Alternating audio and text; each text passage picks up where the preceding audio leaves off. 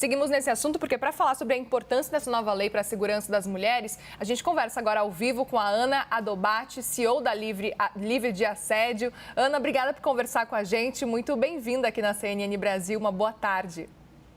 Eu que agradeço, Muriel, pelo espaço que você está dando para a gente falar desse assunto tão importante. Ana, quero justamente te ouvir para saber se na sua avaliação, você que trabalha muito de perto com isso, se essa lei abrange realmente o que faltava quando a gente fala de combate ao assédio, ao abuso sexual. Na sua avaliação, falta alguma coisa nessa lei ainda ou a gente está realmente diante de um grande avanço com a aprovação dessa lei?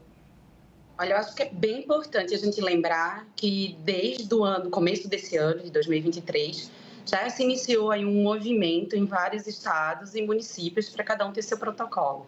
Na hora que vem aí uma lei federal, ela consegue preencher aí os territórios onde isso não foi discutido, como ela também normatiza de uma forma mais horizontal, para que seja de fácil entendimento para a mulher, que deve se apropriar dessa lei, como também do empresário, do produtor, de quem tem ali seu estabelecimento. Então, isso é um grande ganho, porque ela vem também de uma forma muito pedagógica, explicando, inclusive, o que é o assédio, né? Inclusive, a sua repórter trouxe, também o ato insistente, é o assédio que vem na forma psicológica, verbal, não relativizando o que é a gravidade do assédio, porque isso é físico ou porque deixa marca. Então, isso é bem importante.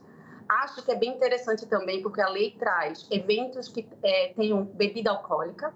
Então, em algum momento, se você achou que a sua casa, seu evento, sua boate não se encaixava nesse normativo, o fato de vender bebida alcoólica aí também já normatiza e deixa essa lei mais próxima de todas as pessoas que estão aí como elo da nossa sociedade para fazê-la funcionar. Então, eu acho ela bem importante, eu acho que ela vem no normativo muito assertivo e principalmente de uma forma muito fácil de aplicar na hora que ela coloca, ter pessoas preparadas. Então, cada estabelecimento vai achar a sua forma de divulgar, de ter a sua operação funcionando para que uma mulher consiga, de uma forma muito objetiva e acessível, pedir ajuda e assim ser acolhida da forma que o protocolo exige. De que forma que a partir dessa lei a sociedade e as pessoas que estão nos arredores nesse bar, se vê alguma situação de assédio, por exemplo, pode contribuir para que essa lei ela continue funcionando e que ela funcione realmente de forma efetiva quando ela efetivamente começar? Porque a gente precisa levar em consideração esse tempo aí, esse prazo de 6 meses para os estabelecimentos começarem a se adequar, ter uma pessoa específica para auxiliar a mulher nesse caso, enfim. De que forma que a sociedade em si pode auxiliar nesse processo todo? Acho que é bem importante, primeiro, que a gente tem que se apropriar de lei, né? Eu sempre digo que lei, para funcionar, ela tem que ser próxima de todo mundo, de quem eventualmente pode, infelizmente, ter que usá-la e de quem quer garantir que o seu espaço seja seguro. Então, a primeira coisa é fazer o que a gente está fazendo aqui, discutindo. Segundo, é realmente cobrar da iniciativa pública e também que exista na iniciativa privada essa aprendizagem, esses treinamentos, para que esteja aí, como bem se falou, as mensagens muito bem afixadas, que a gente vigie, a imprensa também ajude a fiscalizar. E tem uma coisa muito importante, né? Eu sempre falo, eu enquanto cliente ou funcionária, qual é o local que eu vou escolher para me engajar, que eu consiga ter a certeza que a minha dignidade ali vai ser respeitada. Então, realmente é algo que precisa ser sistêmico em termos de vigilância e de execução para que a lei aí consiga finalmente mudar uma cultura, né, que é tão, digamos, nada positiva para nós mulheres e para a nossa sociedade. De que forma, Ana, que a gente pode se apropriar realmente dessa lei? É imprimir essa lei e levar ela para tudo quanto é lugar? É ler um monte, é conhecer? Quero te ouvir sobre esse ponto também, porque as pessoas esquecem que essa lei existe, né?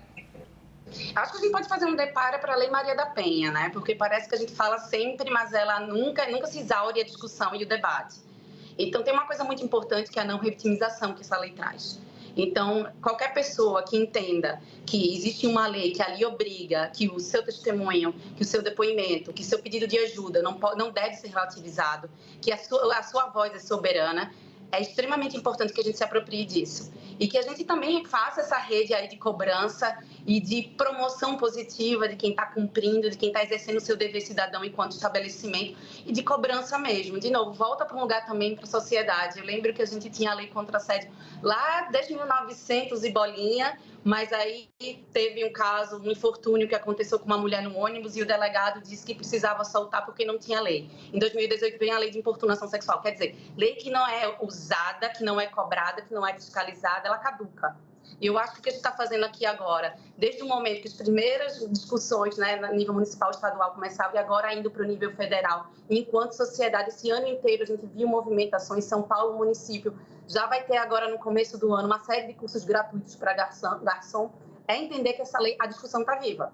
Agora a gente precisa entender que o Ministério Público precisa fiscalizar, né, que as multas comecem a ser aplicadas, que a gente tenha aí fomento à aprendizagem, a gente entender também que a operação de restaurante tem suas peculiaridades, então que busque a forma melhor, que aplique a sua equipe, para que de fato o protocolo seja aplicado, porque o que a gente quer é que mulheres sejam protegidas.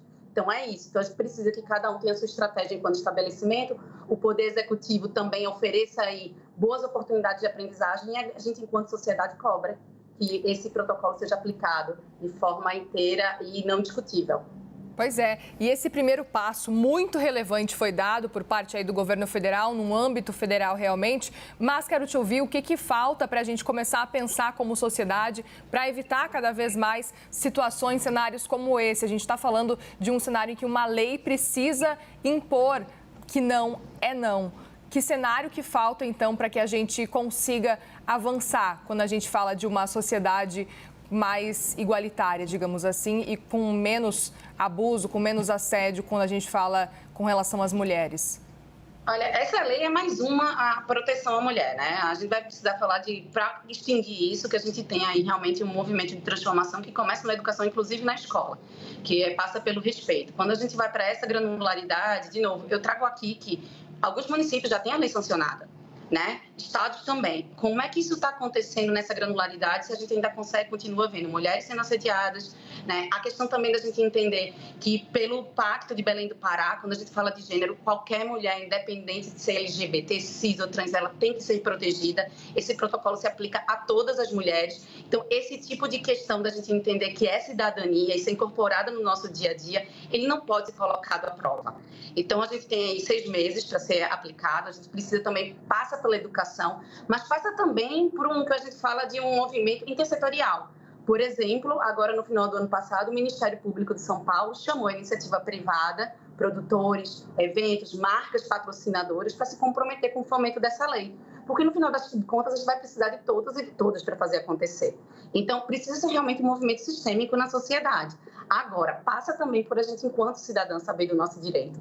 A gente vem aí acompanhando, de novo, usando como paralelo a Lei Maria da Penha, comemora-se aí 14 anos da lei, mas demorou para ela pegar, concorda? A gente ainda tem hoje mulheres que têm aí, mesmo com a última revisão, que coloca aí como de forma sumária a medida protetiva, ainda tendo dificuldade até isso. Então, acho que para pegar esse grande aprendizado, a gente começa a viver nisso no hoje. É não se calar quando for desrespeitado, é procurar nossos direitos. E, de novo, eu acho que a primeira impressão, chegando no estabelecimento que não está adesivado, isso aí, para mim, já é o primeiro cartão de visita negativo. Será que eu posso ficar nesse estabelecimento se eu não vou ser respeitada?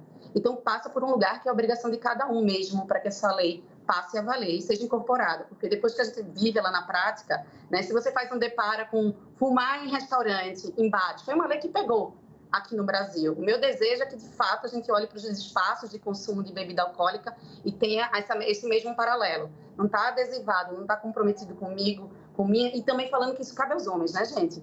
Porque um bar que respeita a mulher vai respeitar sua filha, sua esposa, e respeitar você também, porque isso é bom para a sociedade inteira. Então, é um dever de todos cobrar e fiscalizar. Perfeito. Nós conversamos com Ana Dobate, CEO da Livre de Assédio. Mais uma vez, Ana, obrigada por conversar com a gente. Uma boa virada de ano para você e uma boa luta para você ao longo desse ano de 2024. Para todas nós. Muito obrigada, Mariel e CNN. Obrigada.